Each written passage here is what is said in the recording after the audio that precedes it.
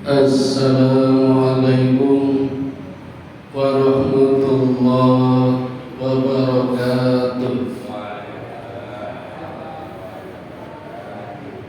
Sayyidatus Sa'adah Zummala'il A'izzah Qubailal Bidayah Hayya bina nahmaduhu wa nasta'inuhu subhanahu wa ta'ala hamdan bila ghayah wa madhan bila nihayah. Ashhadu an la ilaha illallah wahdahu la syarika lah wa ashhadu anna Muhammadan abduhu wa rasuluhu la nabiyya ba'da. Bapak Ibu, saudara-saudara jamaah kajian Obama Masjid Mubarak yang dirahmati Allah, izinkan malam ini saya akan melanjutkan materi tentang Sirah Nabawiyah. Napa Pak? Sirah Nabawiyah. Sirah artinya sejarah, Nabawiyah Nabi, tapi khususnya Nabi Muhammad sallallahu alaihi wasallam. Kalau nabi-nabi yang lain namanya Qasasul Anbiya, kisah para nabi. Tapi kalau khusus Nabi Muhammad namanya Sirah Nabawiyah.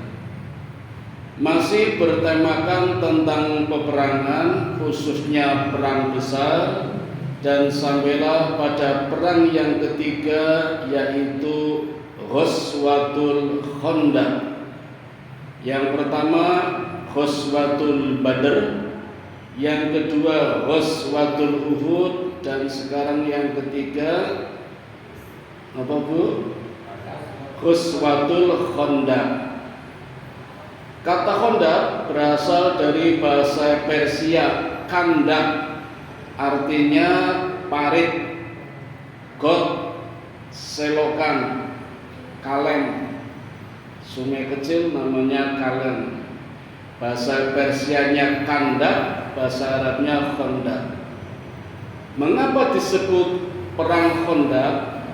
Karena Nabi menggunakan strategi bertahan dengan cara menggali parit. Kenapa Nabi menggunakan strategi bertahan? Seperti biasa Bapak Ibu, karena musuh sudah berangkat duluan. Beda dengan perang Badar, tidak ada persiapan, skenario dari Allah. Perang Uhud musuh sudah berangkat, sehingga Nabi menggunakan strategi bertahan. Cuma kebetulan para pejuang muda ingin menyerang, maka Nabi memenuhi permintaan para pejuang muda. Nah, di perang Khandaq ini musuh juga sudah berangkat, maka Nabi menggunakan strategi bertahan. Atas hikmah Allah, ada sahabat Nabi dari luar Madinah, namanya Salman. Salman ini Bapak Ibu dulu pindah-pindah agama. Tidak cuma pindah-pindah partai, tapi juga pindah agama, lompat-lompat ya. Terakhir agama Islam, aslinya Persia, maka namanya Salman Al-Farisi. Salman cerita kalau di Persia setiap kali diserang musuh dalam jumlah besar dengan armada kuda, selalu menggunakan strategi bertahan dengan cara menggali parit. Maka taktik seperti ini diusulkan oleh Salman kepada Nabi Muhammad agar menggali parit. Waktunya mendesak karena musuh sudah berangkat dalam jumlah besar, maka Nabi menginstruksikan segera membangun parit, menggali parit. Jadi Nabi memerintahkan memberi waktu 10 hari untuk menggali parit. Jumlah personil yang dipersiapkan Nabi terkumpul 3.000. Maka dibagi rata, setiap 10 meter 10 orang. Jatah tugas menggali parit. Maka berhasil parit digali sedalam 5 meter, lebar 7 meter, dan panjangnya 5.544 meter atau 5,5 kilo. Kira-kira dari sini sampai ring road utara. Panjang paritnya melintas utara kota Madinah. Karena kota Madinah menghadap utara. Kados Yogyakarta niku madhep ngaler kratone. Sebelah timur Madinah sama sebelah barat itu daerah penuh bebatuan. Batunya kalau kena sinar matahari berwarna hitam dan tajam. Tidak ada orang yang berani turun ke daerah itu kecuali menggunakan alas kaki, karena kalau tidak pasti terluka karena batunya tajam. Sampai sekarang masih Bapak Ibu. Monggo besok yang tidak haji minta diantar melihat. Nah, timur bebatuan, barat bebatuan. Nah, paritnya dibuat melintas utara. Ada daerah yang penggalian paritnya tidak sedalam sebelah utara, tidak selebar sebelah utara. Kalau yang utara itu dalamnya 5 meter, lebarnya 7 meter. Yang bagian selatan ada, ini kan selatan, ada pintu gerbang. Di belakang pintu gerbang ya saya ceritakan kemarin lokasi terjadinya perang Uhud. Nah, di dekat kota Uhud, sekarang sudah jadi kota, itu ada daerah parit juga dibuat, tapi tidak sedalam, tidak selebar yang utara. Jadi dalamnya hanya 5 meter, lebarnya 5 meter. Karena dianggap, diperkirakan tidak akan dilewati musuh.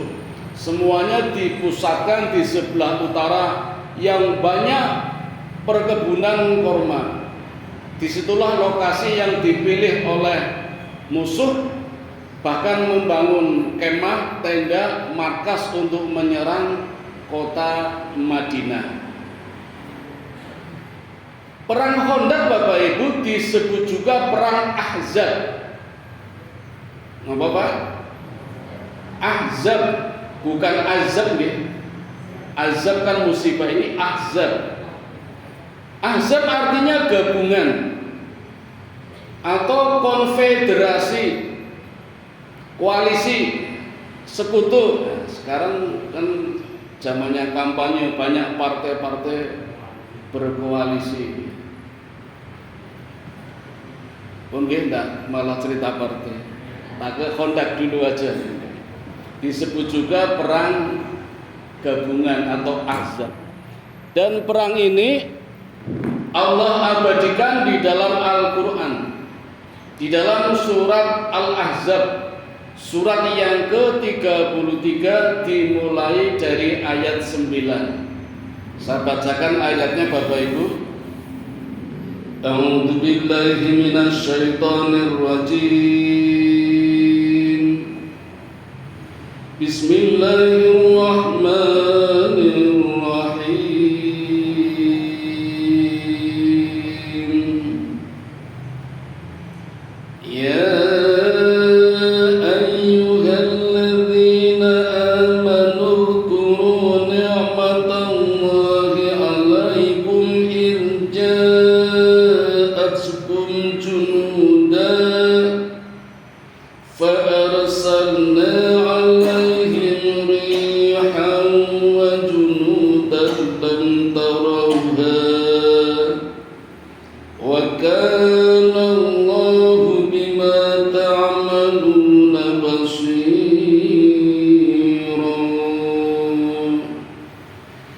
Artinya, wahai orang-orang yang beriman, ingatlah akan akan nikmat Allah yang telah dikaruniakan kepadamu ketika bala tentara datang kepadamu, lalu kami kirimkan kepada mereka angin topan dan bala tentara yang tidak dapat terlihat olehmu. Allah Maha melihat apa yang kamu kerjakan. Saya ulangi Bapak Ibu, wahai orang-orang yang beriman, ingatlah akan nikmat Allah yang telah dikaruniakan kepadamu ketika bala tentara datang kepadamu. Bala tentara berarti tidak cuma tentara, banyak tentara yang bergabung bersekutu hingga total jumlah personilnya 10.000. Padahal pasukan muslim yang dipimpin oleh Rasulullah hanya terkumpul 3.000. Harus menghadapi pasukan sekutu atau konfederasi sejumlah 10.000. Dari mana perang Khandaq ini dikobarkan? Dari orang Yahudi Bapak Ibu. Udah biasa, apa ini? Ini memang ulahnya orang Yahudi. Kapan saja, di mana saja, sampai esok pun menjelang kiamat, orang Yahudi selalu membuat ulah. Dulu sudah pernah saya sampaikan, di Madinah ada 3 golongan orang Yahudi: Bani Nadir, Bani Qainuqa, Bani Quraidah. Yang Qainuqa sama Nadir sudah diusir oleh Rasulullah. Dulu pernah saya ceritakan, betul usah diulangi ya. Nanti setengah jam sendiri. Memang sejak awal ketika Nabi hijrah ke Madinah sudah tidak suka. Apalagi ketika mereka diusir, baik Bani Nadir maupun Bani Qainuqa, dendamnya terpendam, dan sekarang muncul hingga akan mengobarkan perang yang namanya perang Khandaq. Terjadinya tanggal 31 Maret tahun 627 Masehi. Ini gampang dihafal Bapak Ibu. Tanggalnya mirip, bulannya sama. Kali ini perang Badar tanggal 13 Maret, perang Uhud 23 Maret, perang Khandaq 31 Maret. Apa nggih? Perang Badar tahun 2 Hijriah, perang Uhud 3 Hijriah, perang Khandaq 5 Hijriah. Tahun keempat libur, nggak ada perang. Bulannya Badar Ramadan, Uhud Syawal, Khandaq Syawal. Jadi wayai badan malah perang. Dengan Syawal badan Nabi malah perang juga. Nah, 4 Hijriah tidak ada peperangan. Nah, tetapi digunakan oleh kaum Bani Nadir untuk provokasi keliling ke seluruh Jazirah Arabia. Semua suku-suku Arab dilobi untuk bergabung bersama menyerang pasukan muslim yang ada di Madinah. Maka terkumpullah 10.000 personil yang terdiri dari yang paling banyak adalah paganis Quraisy, orang kafir musyrik Mekah yang dipimpin oleh Abu Sufyan bin Sakhar bin Harbi, pemimpin di perang Uhud kemarin. Ini dilobi mau bersedia bergabung hingga menyiapkan pasukan sebesar 4.000 personil, baik pasukan kuda maupun onta, lengkap dengan panah dan tombaknya. Mengapa Abu Sufyan mau bergabung? Pertama, memang Abu Sufyan masih dendam, walaupun di perang Uhud kemarin menang Pak. menang, tetapi prajurit Mekah tidak puas. Kemudian mengingatkan Abu Sufyan pimpinannya, "Ya Sufyan, target kita kemarin di perang Uhud adalah mengeburu Madinah. Tapi ternyata belum sampai Madinah, baru di lembah Uhud kita menang, kita pulang. Maka kita serbu kembali Madinah." Tapi kan Abu Sufyan tidak mau. Wong sudah menang, jangan-jangan kalau balik lagi ke Madinah malah kalah. Jadi ternyata takut juga Abu Sufyan. Apalagi pasukan Nabi Muhammad berangkat lagi dengan sisa-sisa pasukannya.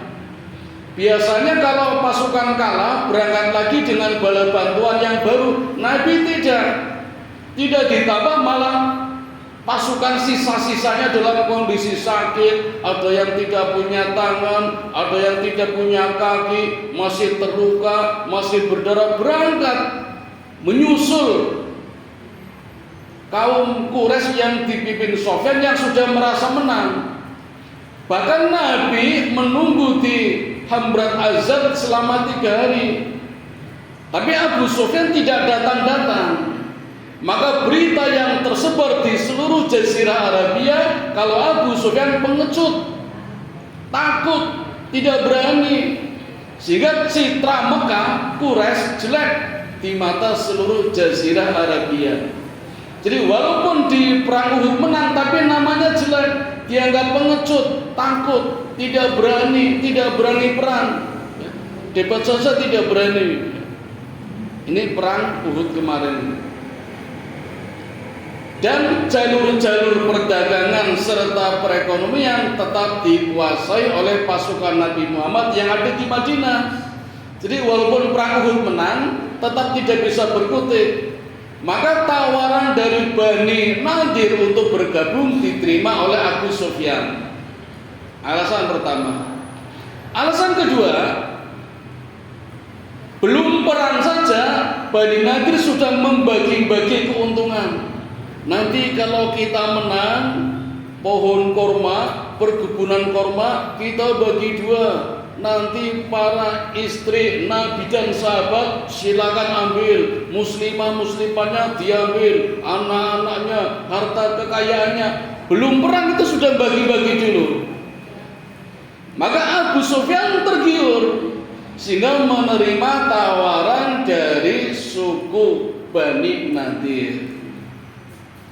Bapak Ibu jangan kaget, Abu Sufyan bersedia bergabung dengan 4.000 personil, tapi Bani Nadir ternyata hanya mengirimkan sedikit pasukannya. Itulah orang Yahudi. Jadi orang gelem kelong, tidak mau bertempur, urunai mung sithik, sementara orang lain tampil di depan, Yahudi di belakang layar. Itu kelakuan perilaku orang-orang Yahudi. Manas-manasin yang jirih gitu. Ya. Kemudian ada pasukan lagi yang dilobi dan sukses, namanya suku Ghatafan. Jumlahnya juga 4.000 yang dipimpin oleh Uyainah. Sinten Bu? Uyainah. Sehingga sekarang jumlah pasukannya berapa? 8.000, 4.000 dari kafir Quraisy Mekah, 4.000 dari Ghatafan. 8.000 nggih. Nah, yang 2.000 dari suku-suku kecil, Bani Murrah, Bani Salim, Bani As'ad, semuanya urun. Ada yang cuma 30, 50, 100, semua totalnya 10.000. Hanya satu suku yang tidak bersedia bergabung, yaitu Bani Amir, karena sudah terikat janji dengan Nabi Muhammad sallallahu alaihi wasallam. 10.000 personel sudah berangkat, dan keberangkatannya informasinya sudah diterima oleh Nabi. Maka Nabi segera menginstruksikan untuk segera menggali parit. Karena waktunya mendesak, maka diperintahkan bermalam menginap di parit. Tidak ada yang pulang. Sebagian sahabat orang-orang beriman yang imannya masih tipis masih menawar, "Ya Rasulullah, kami punya istri, kami punya anak, apakah boleh pulang?" Nabi membolehkan, tapi harus izin. Ya, ini juga ajaran Rasulullah buat kita Bapak Ibu. Pentingnya izin kepada pimpinan, orang menyelonong. Apalagi strategi peperangan, jangan sampai strategi ini diketahui oleh orang lain, maka semuanya harus izin Rasulullah. Boleh pulang tapi izin. Ini yang diperintahkan oleh Nabi, yang mengandung pelajaran buat kita. Maka mulai menggali parit selama 10 hari, parit jadi.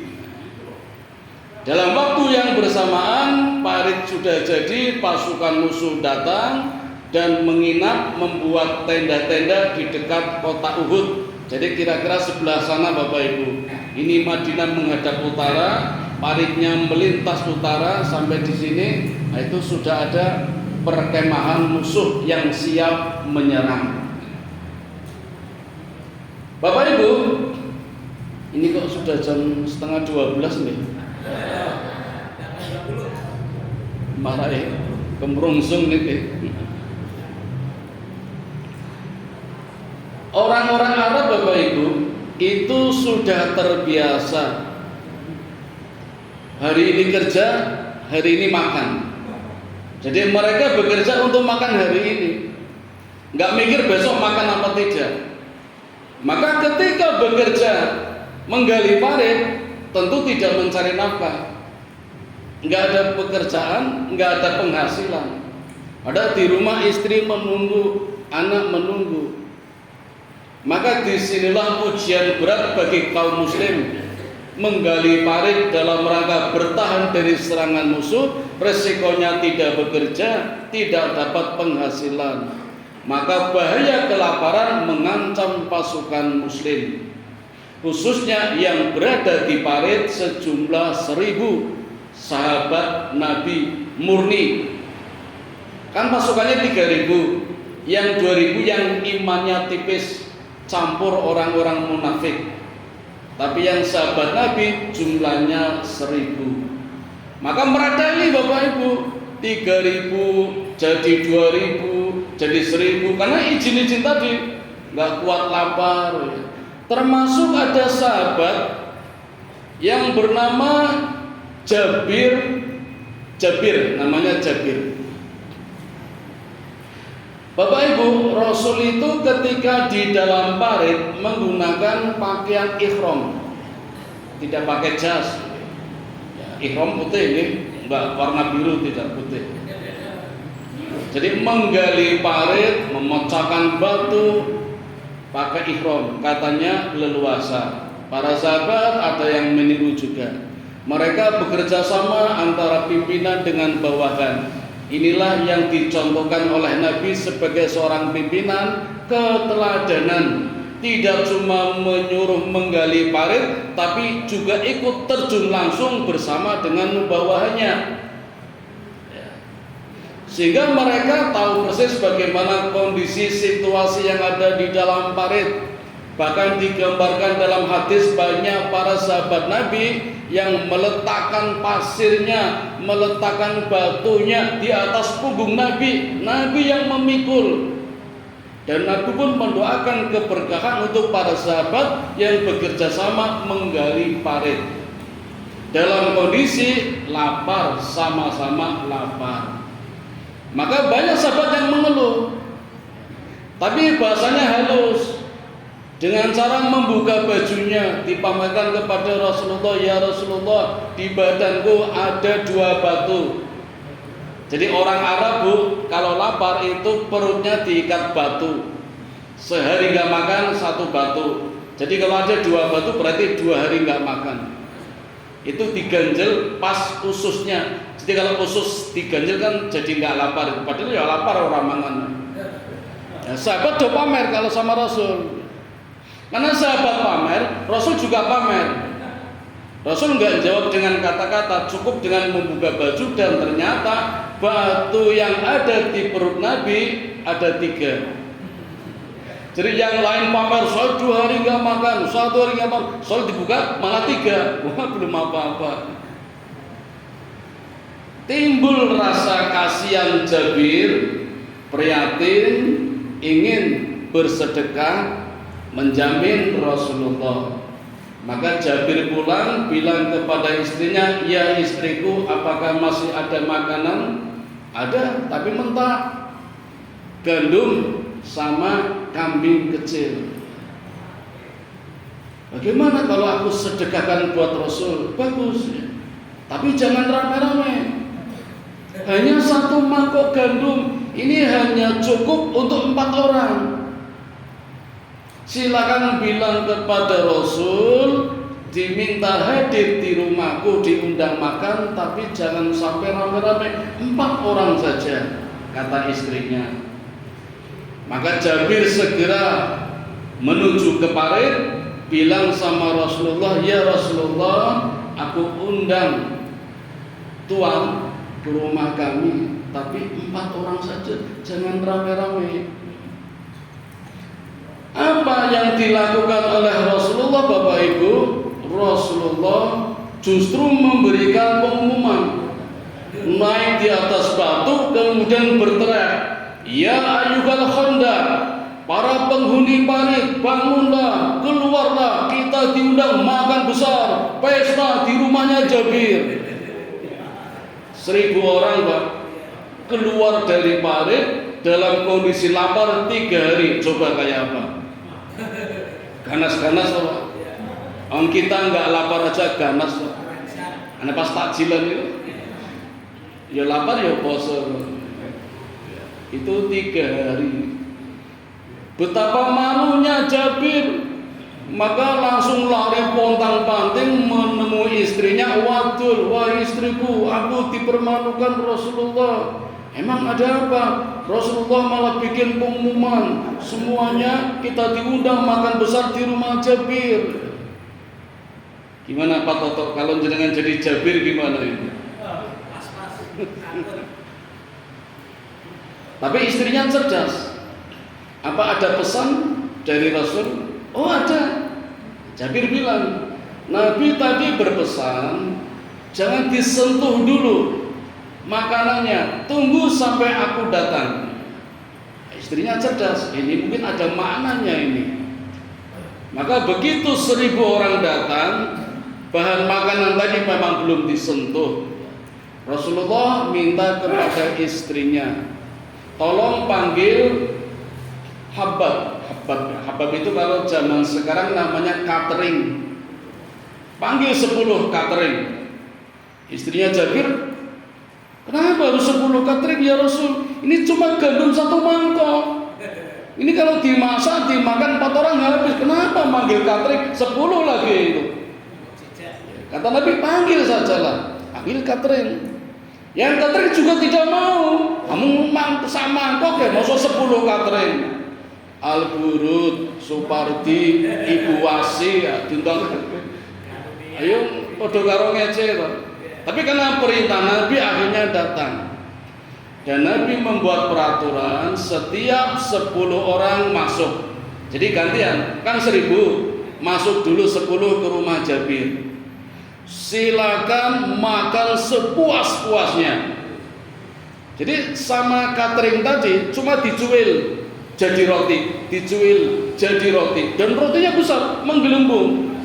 Silakan makan sepuasnya. Maka ada yang belum kenyang nambah, belum kenyang nambah, nganti tanduk ping 3 nih. Nah setelah kenyang baru keluar. Yang lain nunggu 10 dulu, 10 kenyang semua baru keluar, 10 lagi kenyang semua baru keluar, terus sampai 1000 itu habis itu. Setelah 1000 orang bisa makan semua, apa kata Jabir? Dalam hadisnya Jabir menceritakan ternyata gandum tadi masih utuh. Padahal sudah dimakan oleh 1000 orang itu, masih utuh itu. Sampai Nabi berkata kepada istrinya, silakan diberikan kepada seluruh penduduk Madinah yang sedang kelaparan. Inilah mukjizat Bapak Ibu. Para ulama memasukkan ke dalam daftar 1000 mukjizat Nabi, diantaranya mukjizat gandum makanan 1 mangkok bisa untuk 1000 pasukan, bahkan seluruh penduduk Madinah. Bapak Ibu, ada pelajaran buat kita yang disampaikan oleh Rasulullah. Dalam kondisi seperti ini, kalau sahabat itu cerdas, jadi sahabat itu banyak, tapi tidak semua sahabat cerdas. Ini Jabir termasuk sahabat yang cerdas, tahu masalah, tahu kesempatan. Dalam kondisi seperti ini, siapa yang mau bersedekah dengan ikhlas, Allah jamin pahala yang berlipat-lipat. Contohnya gandum sak mangkok iso nggo mangan wong 1000, bahkan seluruh penduduk Madinah. Itu yang cerdas.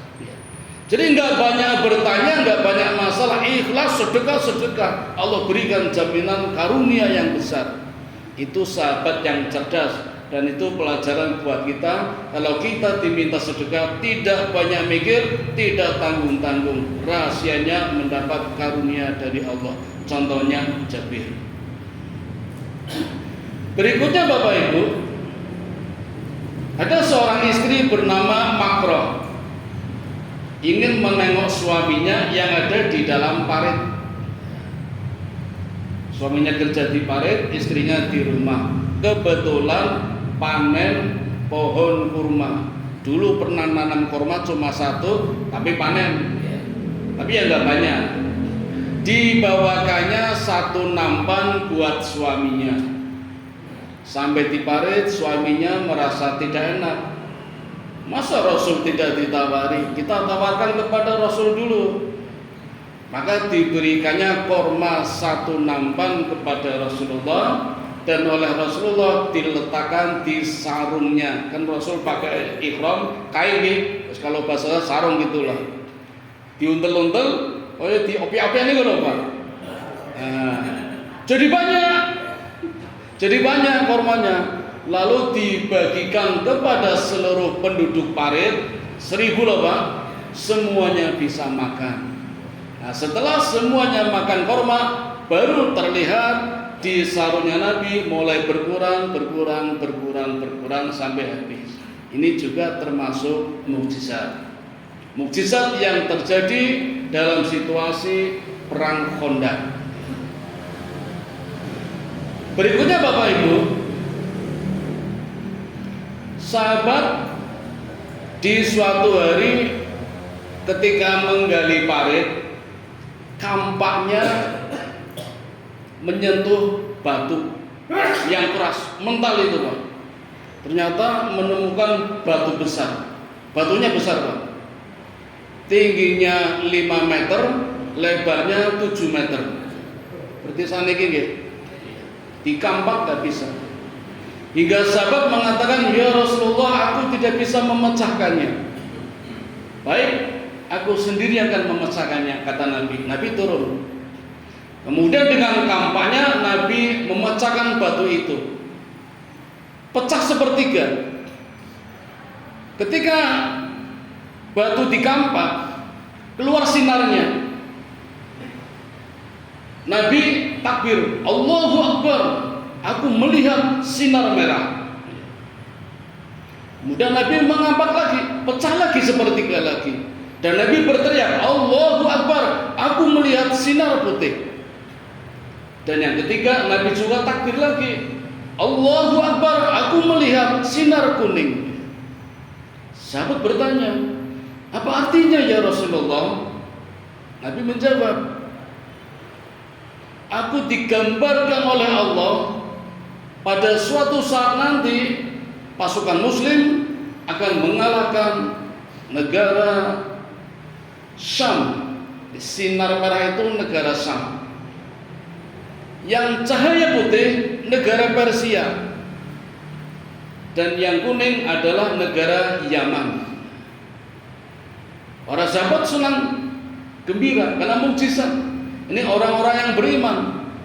Belum kejadian, Nabi sudah mengabarkan besok umat Islam akan menguasai dunia. Karena ketika itu dunia dikuasai oleh 3.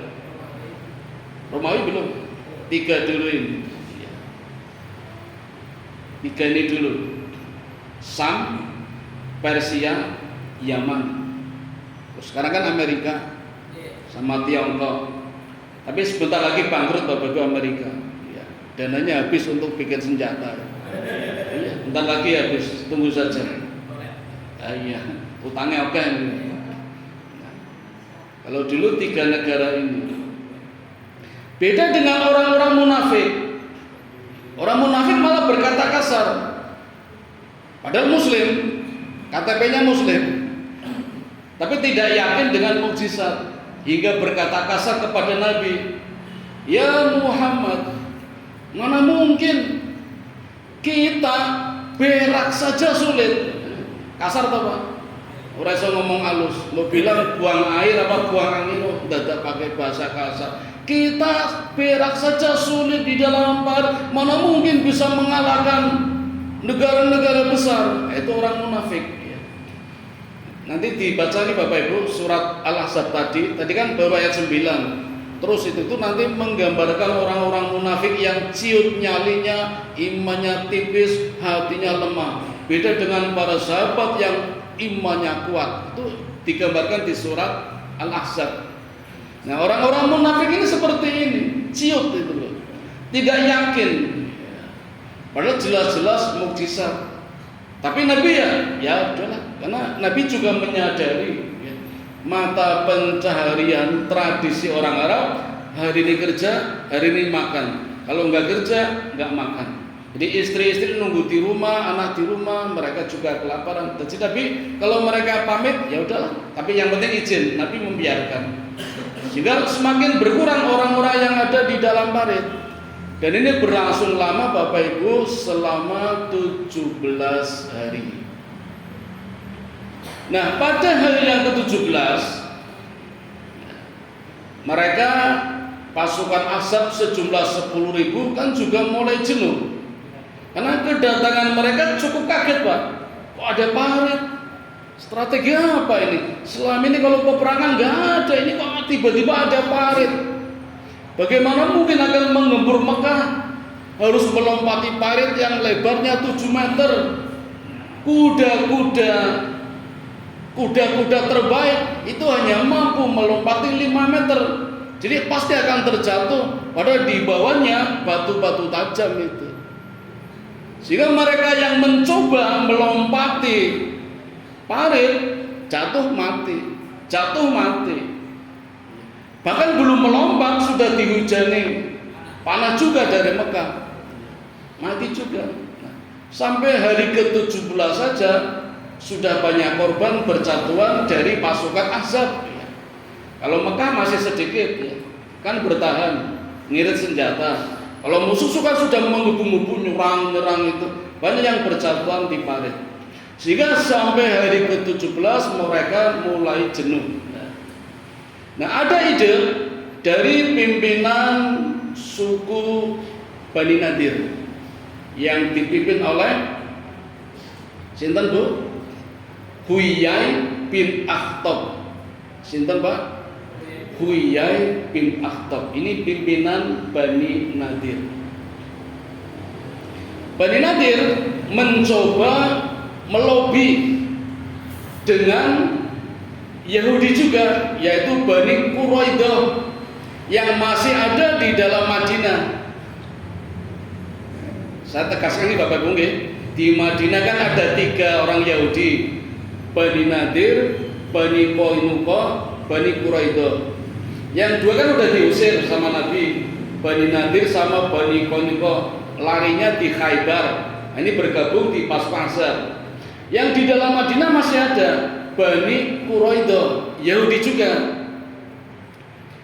Bani Quraidah itu sudah terikat janji dengan Rasulullah, janji setia akan membela Madinah dari serangan musuh. Maka diberi kepercayaan oleh Rasulullah untuk menjaga salah satu benteng. Jadi di daerah dekat Uhud, pojokan kidul itu ada benteng milik suku Ansor dari Bani Aus. Itu dipercayakan oleh Rasulullah kepada Bani Quraidah untuk dijaga. Karena benteng itu isinya para wanita. dan anak-anak, harta benda, binatang, makanan. Laki-lakinya cuma satu, Pak. Sudah tua lagi. Namanya Hasan bin Sabit, usianya 90 tahun. Itu dipercayakan kepada Bani Quraidah untuk mengamankan benteng itu. Sementara pasukan muslim menghadapi musuh di seberang parit. Bani Quraidah jumlahnya 1000. Nah, ini dilobi oleh Huyai bin Akhtab, pimpinan Nadir. Tentu saja tidak mau Bani Quraidah, tapi ulet juga nih Bani Nadir. Huyai bin Akhtab ulet, terus merayu, walaupun nolak dirayu terus, sampai mengatakan kepada pimpinan Bani Quraidah namanya Ka'ab bin As'ad, "Hai Ka'ab, kamu orang yang kikir, mau lo bisa saja tidak bisa." Ka'ab menjawab, "Kami sudah terikat janji dengan Rasulullah. Janjinya sudah kami tulis di atas kulit unta." Ini ngomongnya atas bawah, Pak. Jadi Ka'ab di atas benteng, Huyai bin Akhtab di bawah itu. Sampai akhirnya Ka'ab bin Asad tergoda juga, karena Huyai bin Akhtab menawarkan dan memastikan kalau Madinah hancur. Bagaimana tidak, di luar pagar 10.000 pasukan Azab siap mengeburu Madinah. Mau ngapain muslim, hanya 3.000. Udahlah, ini rayuannya Huyai bin Akhtab kepada Ka'ab. Kalau nanti menang, kamu tinggal pilih mau minta yang mana. Perkebunan kurma ambil, muslimat yang ada di dalam benteng silakan ambil. Ini kan menggiurkan sekali. Sampai akhirnya menyetujui. Padahal sudah terikat janji, sumpah dengan Nabi untuk menjaga benteng. Maka terjadi keributan waktu itu di waktu sore setelah sholat asar. Nabi dengar, kok ramai ya? Tidak seperti biasanya. Ramainya tidak, kalau ribut aja biar ramai sekali. Sampai Nabi mengutus 2 sahabat dari suku Ansor, dari Bani Aus dan Bani Khosrot. Namanya sama, Pak. Namanya sama-sama Sa'ad. Yang satu Sa'ad bin Mu'ad, yang satu Sa'ad bin Ubaidah. Yang satu golongan suku Aus, satu Khosrot. Dulu mereka sering bertempur, tapi ketika Nabi datang mereka bersatu. Ya, jadi bersatu. Sa'ad bin Mu'ad sama Sa'ad bin Ubadah diutus oleh Nabi untuk menyelidiki ada apa kok di benteng ramai itu. Berdua sampai di sana menjelang maghrib, dan ditemuinya Ka'ab bin Malik ternyata sudah membuat pengkhianatan. Perjanjian dengan Rasul yang ditulis di atas kulit onta dibakar. Maka Ubaidah mengatakan, "Ya Ka'ab, ingat janji dengan Rasulullah." Kata Ka'ab, "Perjanjian bubar. Ingat, ini pengkhianatan. Perjanjian bubar."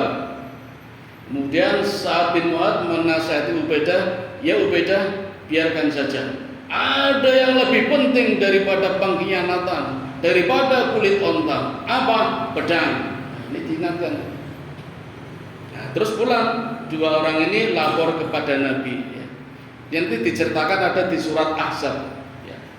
Pakai bahasa atas bawah, luar dalam. Ini bahasa sandi, Pak. Mereka lapor kepada Nabi. Ini kejadiannya menjelang maghrib. Tibalah malam, maghrib, isya nggih. Suasana mulai gelap. Bapak Ibu, ini kan sudah terjadi kesepakatan pasukan Azab di luar Madinah 10.000 dipimpin oleh Huyai bin Akhtab akan diberi kesempatan masuk Madinah pintu gerbang akan segera dibuka oleh penjaganya bernama Ka'ab bin Malik, ketua suku Quraidah, jumlah pasukannya 1000. Maka kondisi ini sangat mengancam posisi pasukan muslim yang ada di Madinah. Allah pun gambarkan di dalam surat Al-Ahzab betapa kecil nyali pasukan-pasukan muslim yang imannya tipis. Apalagi orang munafik provokasi, Pak. Ya Rasul, sudahlah mengalah saja, kita serahkan Madinah daripada kita hancur mati semua. Orang munafik, ya, imannya tipis. Sebagian sahabat juga tergoda. Maka orang-orang yang bertahan di parit pun meradani, Pak. Do pulang sampai tinggal 300 coba. 3.000 meradani jadi 2.000, jadi 1.000, jadi 300 do pulang semua. Ini kalau posisi kita gimana, Pak? Menghadapi musuh di luar 10.000, di dalam 1.000, 11.000 loh, Pak. Nabi tinggal 300 yang ada di parit itu. Musuhnya 11.000, di luar 10.000, dalam 10.000. Kan yang dalam berkhianat, Pak. Karena sudah dipastikan oleh Huyai bin Akhtab menang. Nanti bagi-bagi, bagi perkebunan korma, bagi wanita-wanita. Tapi gerbang belum ditutup, belum dibuka. Bukanya besok. Karena ada aturan perang di sana, tidak pernah terjadi penyerangan di malam hari. Jadi perangnya jelas di siang hari. Beda zaman sekarang, orang-orang Yahudi sekarang menyerang kapan saja. Malam saja mereka menyerang, tidak tahajud tapi menyerang. Sehingga pintu gerbang akan dibuka besok pagi. Nah, Bapak Ibu, suku Quraidah, pimpinan Ka'ab bin Malik berpikir besok kan mulai penyerangan dan pasti menang. Mereka 1.000 orang ya, suku Quraidah saling bertanya-tanya, ngobrol. Ini gimana ini kalau malam ini sebelum besok pintu gerbang dibuka, kita pesta dulu. Itu benteng kan wanita semua, Pak. Kita nikmati dulu. Wah, ini nih Yahudi, Pak. Kalau belum perang mesti pesta dulu. Apalagi sudah memastikan menang. Kita nikmati dulu. Karena kalau besok nanti Ahzab 10.000 masuk, kita nggak kebagian. Ini orang-orang Quraidah. Kita nikmati dulu yang ada di benteng. Yang menurut orang Yahudi Quraidah itu wanita semua. Karena Nabi bilang wanita semua, sama anak-anak.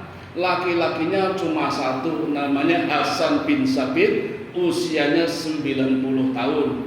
Diasarkan di dalam satu hadis, Hasan bin Sabit ini kalau memegang benda saja jatuh, Pak. Dredeg niku. Nah, maka rencana busuknya mulai dilakukan. Salah satu pimpinan Quraidah naik ke benteng, tingginya 10 meter, Pak. Nah, ketika naik, diketahui oleh salah satu penghuni benteng, namanya Sofia. Sinten, Pak? Sofia ini anaknya Huyai bin Akhtab. Jadi orang Yahudi juga, tapi masuk Islam. Bapaknya Yahudi, anaknya Muslim, namanya Sofia. Kasih matang-matang deh. Sofia ini ibunya Zubair bin Awam. Kapan-kapan kalau ada waktu saya cerita Zubair, ini ada cerita khusus Zubair. Ya, ini Sofia ibunya Zubair, punya anak namanya Zubair bin Awam. Ini pejuang, pemberani. Memang sejak kecil dilatih oleh ibunya. Jadi sejak kecil Sofia gembleng anaknya luar biasa. Sehingga Zubair pun menjadi pahlawan yang luar biasa. Kalau perang, Pak, bawa anak, Pak. Ini nggak ada, paling pengajian bawa anak, Malioboro-Mall bawa anak. Zubair itu perang bawa anak. Kadang ditaruh di punggungnya, kadang digendong. Pada resikonya ya mati tuh, Pak. Ini itu belajar kendel.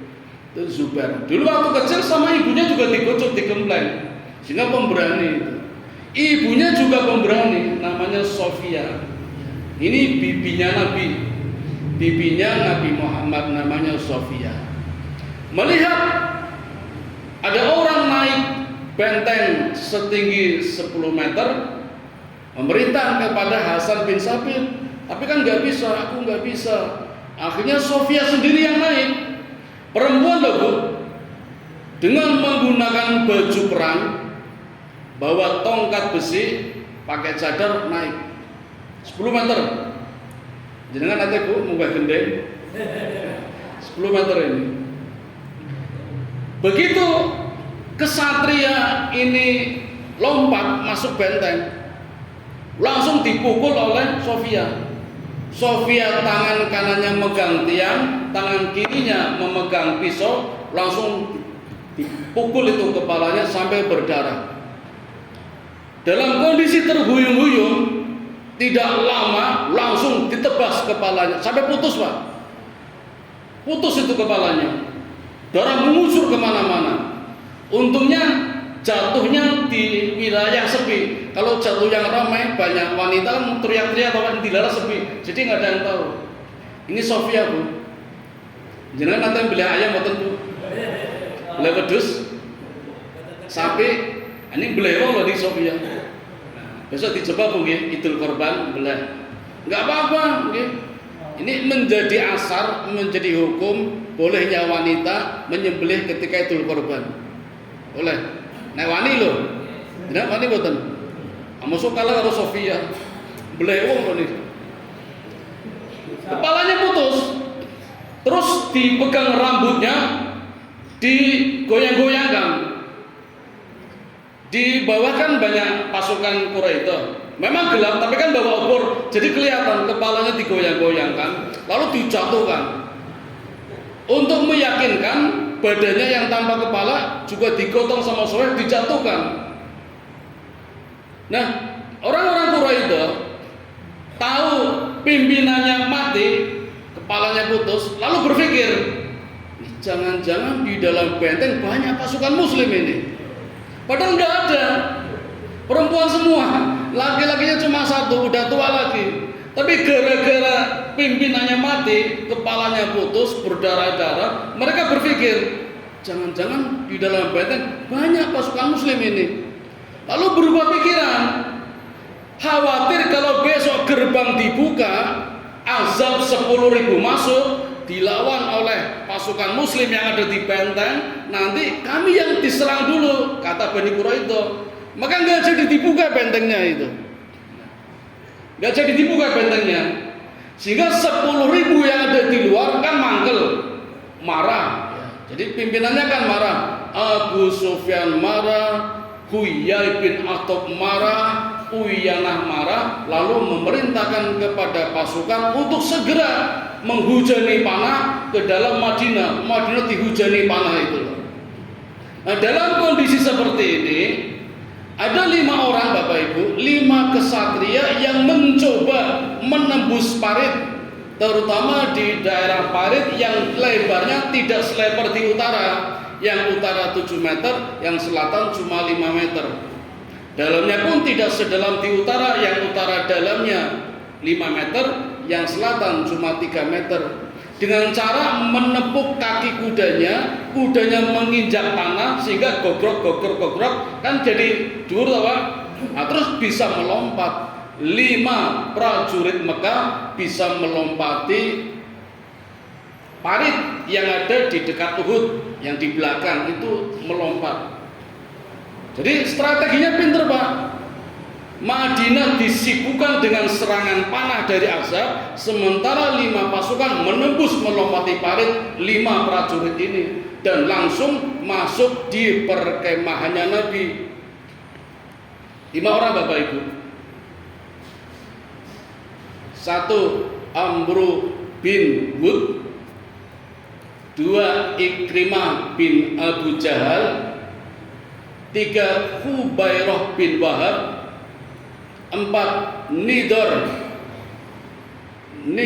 bin Khattab, yang kelima Naufal bin Abdullah bin Muawiyah. 5 orang. Ketika mereka bisa melompati parit, mereka mengatakan tidak ada peperangan, kita duel. Mana jagoan kalian? Di situ ada yang kuat. Di situ ada Nabi Muhammad, Pak. Karena ada perkemahannya, ada Nabi Muhammad. Nah, ada satu sahabat dari suku Ansor mengatakan, "Ya Rasulullah, berikan kesempatan kepadaku untuk melawannya." Tanya, "Kamu siapa?" "Abdul." Ini orangnya pakai baju besi semua, lengkap, jadi nggak kelihatan wajahnya. Tapi begitu disebut Abdul, mereka semuanya diam. Karena semua tahu siapa Abdul. Abdul itu kesatria Mekah, Pak. Umurnya 80 tahun tapi badannya kekar. Setiap bertarung pasti menang, tidak pernah terkalahkan. Maka begitu mengatakan saya Abdul, diam semua. Tidak ada yang bilang. Hanya satu yang mengatakan, Ali bin Abi Thalib. "Ya Rasulullah, izinkan aku melawannya." Kata Nabi, "Tunggu Ali, duduk dulu." Abdul marah, "Siapa yang berani menantangku?" "Ya Rasul, izin aku melawannya," kata Ali. Kata Nabi, "Tunggu Ali, duduk dulu." Rupanya Bapak Ibu, Nabi sedang menunggu kata-kata atau kalimat yang dikeluarkan oleh Abdul. Ulama tafsir menuliskan di dalam sejarahnya, ketika Abdul mengatakan, "Saya dengar di dalam ajaran Islam ada istilah mati syahid. Siapa yang bertarung kalah masuk surga. Maka tarunglah melawanku. Nanti kalau kamu mati surga. Tapi kalau kamu menang aku masuk neraka dan kita nggak akan ketemu." Rupanya kalimat ini yang ditunggu oleh Rasulullah. Maka begitu Abdul mengatakan begitu, Nabi perintahkan, "Ya Ali, maju." Dan Nabi mendoakannya. Ali maju, jalan kaki Bu, nggak naik kuda, karena dari perkemahan. Ali waktu itu usianya 25 tahun. Jangan berapa Mas? 27, berarti muda Ali ya. Ali jalan kaki, juga pakai baju perang, tapi wajahnya kelihatan. Abdul tanya, "Siapa kamu?" "Ali." Abdul, "Ali bin Muawiyah."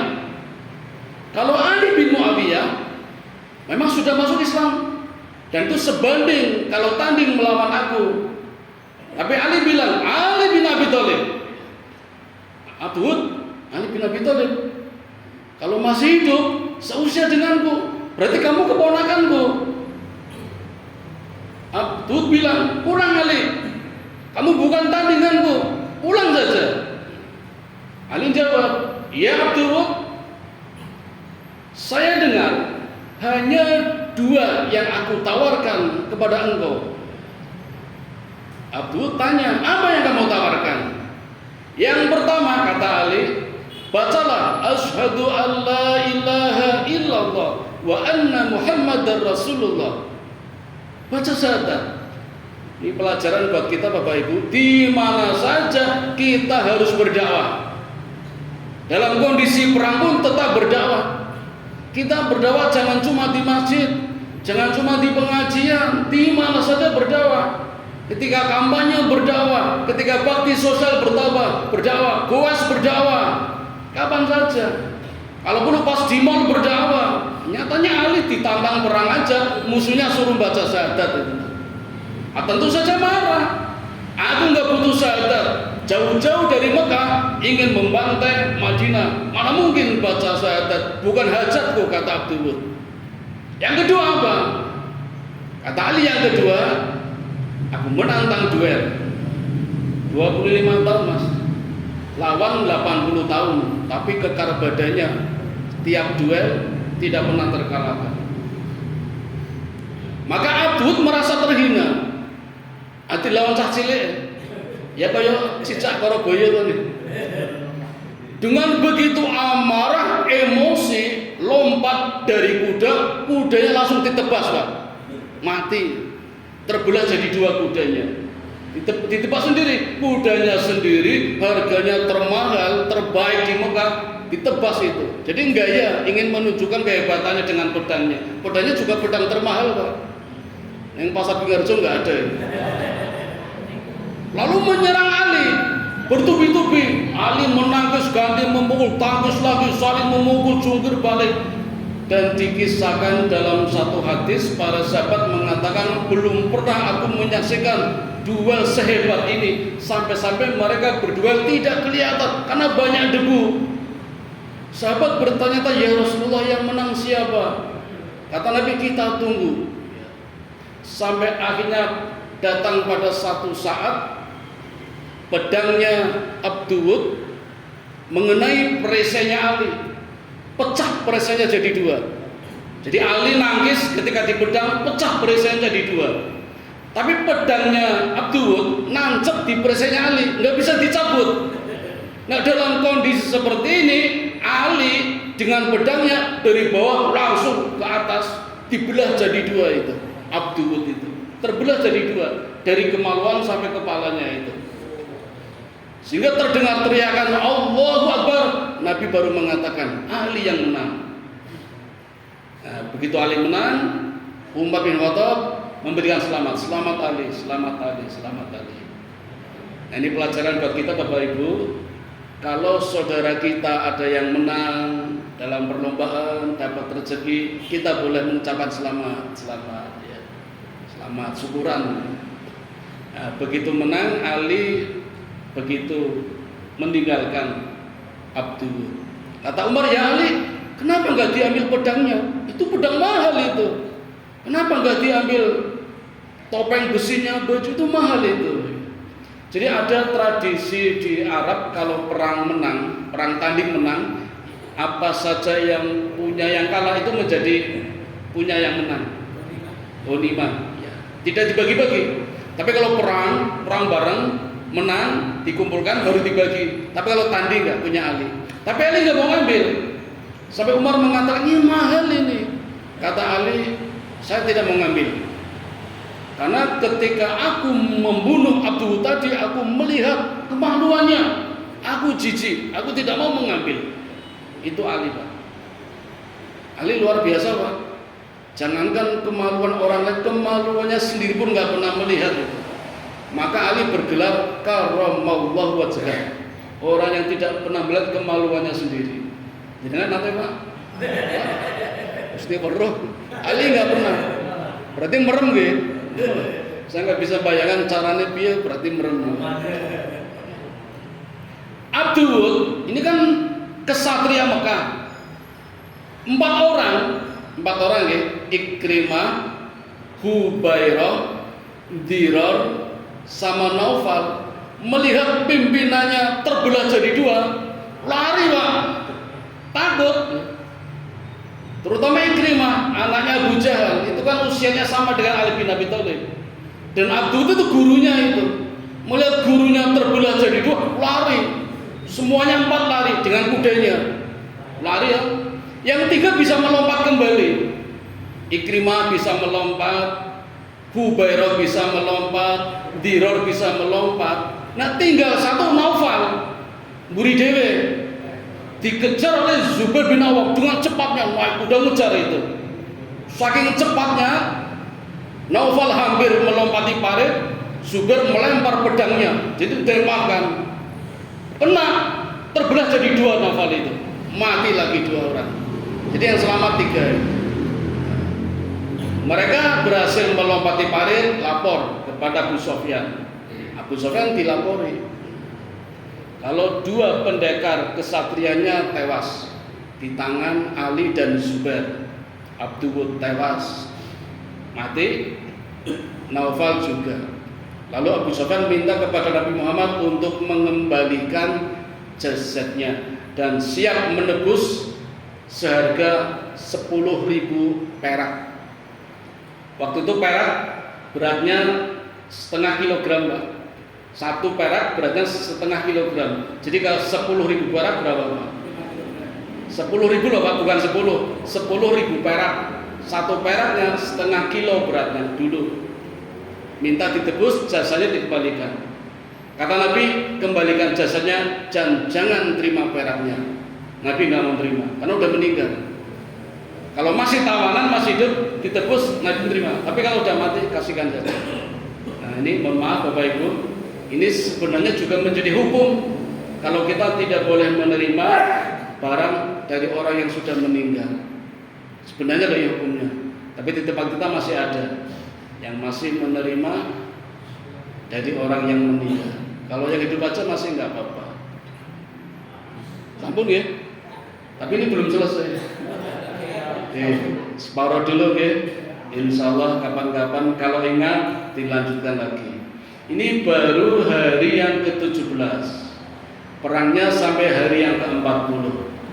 Ya nanti melompat nggak tiap hari cerita kayak Mahabharata. 18 hari kan satu terbunuh ya, sampai rampung. Ini 40 hari yang melompat lah. Ya, sampai di sini dulu. Mohon maaf kalau ada kekeliruannya, saya kembalikan kepada pembawa acara. Assalamualaikum warahmatullahi wabarakatuh.